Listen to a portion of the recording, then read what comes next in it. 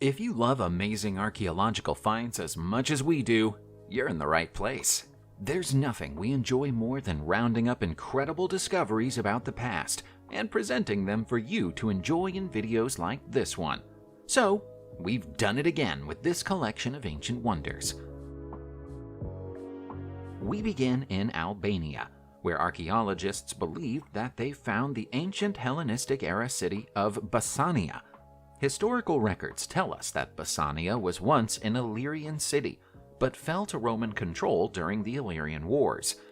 The city was destroyed, and after that, its location became a secret lost to time. The fall of Basania was mentioned by the Roman historian Livius, but he wrote of it around 200 years after it happened 2,200 years ago. It now seems that Basania was built on a hill near the city of Shkodra, where two structures once thought to be natural rock formations have turned out to be bastions next to a former gatehouse. By examining fragments of pottery found at the site, scientists have been able to confirm that they've found the remains of a city that was founded around 4,000 years ago, but the fragments of Roman amphorae confirm a Roman presence around 2,200 years ago. Surprisingly, it appears that the end of Basania came about not through fire or destruction, but through over-quarrying, robbing the settlement of its natural resources and forcing its populace to move away. Let's take a trip back to the 16th century and explore the fascinating world of tapestry. The tapestry titled Gideon's Present to the Lord is a remarkable piece of art that was woven in Oudenarde around 1578. This tapestry is part of a set of 13 that tells the story of Gideon, a figure from the Old Testament. The tapestry depicts a scene where Gideon presents a child, broth, and cakes to an angel under an oak tree, a narrative taken from the Book of Judges 6:19. The tapestry was originally woven for Sir Christopher Hatton, whose arms and initials are woven into the borders. However, after Hatton's death in 1591, the tapestry was purchased by Elizabeth, Countess of Shrewsbury, also known as Bess of Hardwicke. Bess had patches with her own coat of arms stuck over Hatton's, and his crest of a golden hind was converted into a Cavendish stag by painting it brown and adding antlers. The tapestry, now housed at Hardwicke Hall, Derbyshire, measures 234 inches in height and 14 feet in width.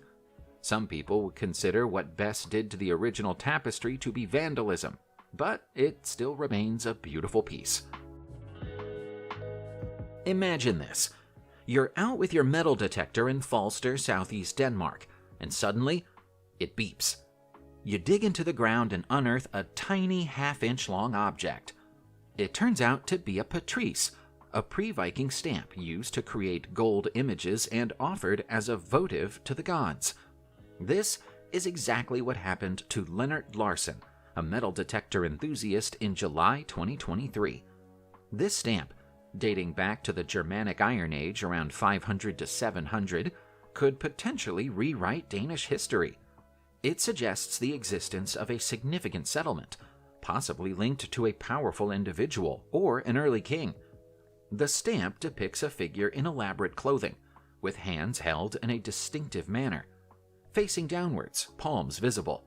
This posture symbolizes submission or revelation, a theme prevalent in both Christian and pre-Christian cultures.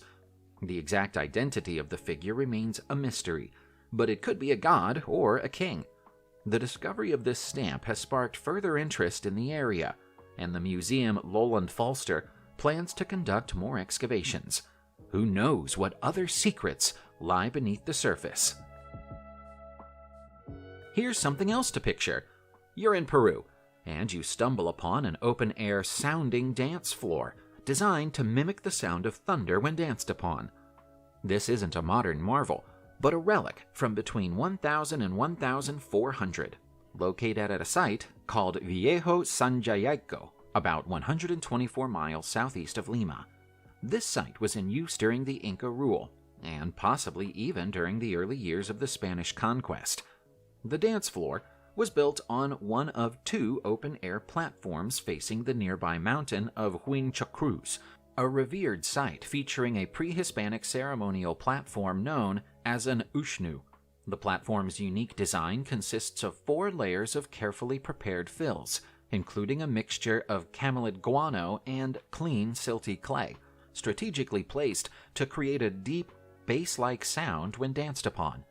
It's believed that the platform could have held up to 26 people dancing in unison, creating a loud, thunderous sound.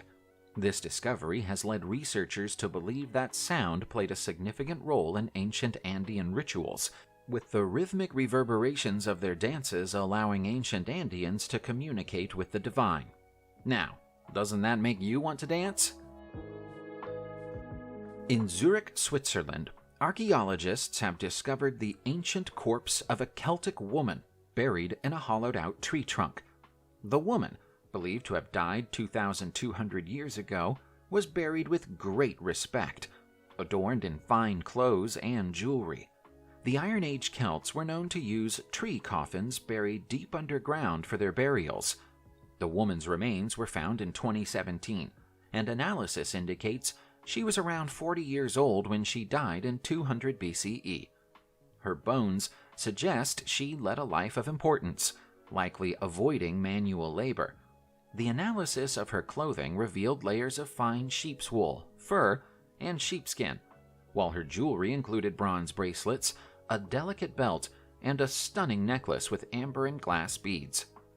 The necklace featured a unique clasp known as a brooch, allowing her to attach blue and yellow beads. Interestingly, another Celtic man was buried nearby with a sword, shield, and lance, suggesting a possible connection between the two. The Celts, renowned for their ferocity, stretch from Britain to modern-day Turkey, and their practices continue to fascinate archaeologists because we still know so little about them, despite the abundance of burial sites we've found. Archaeologists in Saaremaa, Estonia, recently made a remarkable discovery at a 1,700-year-old sacrificial site. Among the findings were opulent local crossbow brooches, some crafted from silver and others gold-plated silver, along with Scandinavian-style belt plaques featuring silver plates. However, the most extraordinary find was a massive gold bracelet or collar from the 3rd century. Gold finds are uncommon in Estonian archaeology, making this a truly exceptional discovery and possibly the most valuable find in Estonian history. According to archaeologist Marika Maji, such bracelets were symbolic of membership in the highest strata of society and held associations with royal power and families. This specific type of jewelry is considered significant throughout Scandinavia during the Roman Iron Age. The discovery also offers valuable insights into Estonia's early centuries CE. The find has been handed over to the Saaremaa Museum, where it will be showcased in a new exhibition. This discovery not only underscores the cultural and historical significance of Estonia, but also sheds light on the lives and status symbols of its ancient inhabitants. The history of this part of the world is dominated by the Vikings, but Estonia has a rich past and heritage of its own. In October 2019, a family volunteering at the Usha Archaeological site in Western Galilee made a remarkable discovery. Usha, a Jewish settlement from 135 CE and the first location of the Sanhedrin after the Bar Kokhba revolt, revealed its previously unknown iron industry when the family unearthed a rare 1,400-year-old iron hammer. The site had already been known for its extensive glass industry, producing beautifully finished glass goblets, as well as wine and olive oil production. Archaeologists leading the excavation noted that only about 20 iron hammers from the Byzantine period were registered in Israel Antiquities Authority records, making this find even more significant. They surmised that Usha's iron production center likely forged essential items such as nails and little rings for day-to-day use. Among the famous residents of Usha mentioned in Jewish sources was Rabbi Yitzhak Nafa, whose name is associated with the origins of the word blacksmith. However, The iron industry at Usha was not contemporaneous with his time. Instead, the uniqueness of the site lies in its exceptional glass industry. The ongoing excavations, involving approximately 15,000 pupils and volunteers, has unveiled various artifacts, including pottery, stone tools, and ritual baths. The findings offer insights into ancient Jewish life and culture, connecting people to their heritage and history through the Sanhedrin Trail project, which traverses the Galilee from Bet She'arim to Tiberias. El Kuru, an ancient site in Sudan's Nile region, is a place of fascinating stories dating from the Kingdom of Kush to the early Christian period. Recent excavations by the International Kuru Archaeological Project have revealed nearly 1,000 individual carved graffiti on pyramid tombs and a rock-cut temple. These carvings span centuries and include images of animals, religious symbols, and transportation means, as well as gouged holes, which may have been used for spiritual and medicinal purposes. Some carvings date back to the 4th century BCE, showing Egyptian and Kushite motifs, while later ones from the early medieval period feature Christian symbols carved by pilgrims. The coexistence of both traditions in one place provides valuable insights into the site's historical significance and the beliefs of different communities, including non-elite individuals. The exhibition of these etchings at the University of Michigan offers a glimpse into the civilization of ancient Kush and its diverse expressions of belief. Efforts to establish a visitor center in El Kuru aim to further promote local heritage and understanding of the site. In a recent and remarkable discovery, an enormous Roman mosaic has been unearthed in southern Turkey, showcasing the vast influence of the Roman Empire during its peak.